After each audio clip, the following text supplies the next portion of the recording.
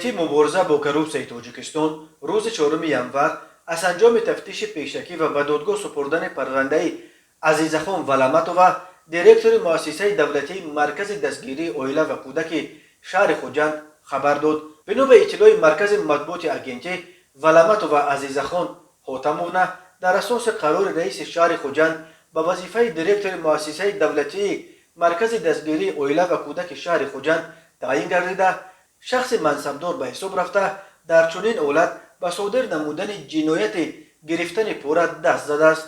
Чунончи ӯ ба боварии шаҳрванд А даромада, барои омода кардани ҳуҷҷатҳо ва додани тавсифномаи мусбат дар суд ҷиҳати имконпазир будан ба фарзандхонӣ қабул шудани ноболиғ шаҳрванд Б аз охирин маблағи 15 000 сомонӣ талаб намуда, аз маблағи мазкур 10 000 сомониашро гирифта, боқимонда маблағи 5 000 сомониро талаб намуд. Бино ба иттилоияи агентии мубориза бо коррупсия Азизахон Валаматова, дар натиҷаи гузаронидани чорабиниҳои оперативии тафтишотӣ, баъди аз шаҳрванд А ба сифати пора гирифтани боқимонда маблағи 5 000 сомонӣ дастгир гардида, маблағи мазкур аз ӯ ҳамчун далели шаъӣ ёфта гирифта шуд.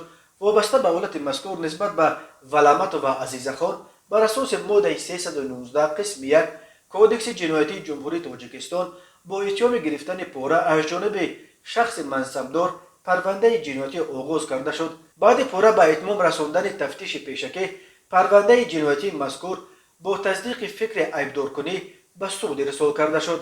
Ба Валаматова бар асоси ин банди қонун ҳамчун ҷазо ҷарима ба маблағи аз 3650 то 9125 нишондиҳанда барои ҳисобхоҳ ва ё то 5 сол ҳукми зиндон бо маҳрум кардан аз ҳуқуқи ишғоли мансабҳои муайян ё машғул шудан ба фаъолияти муайян ба муҳлати то 3 сол таъдид мекунад.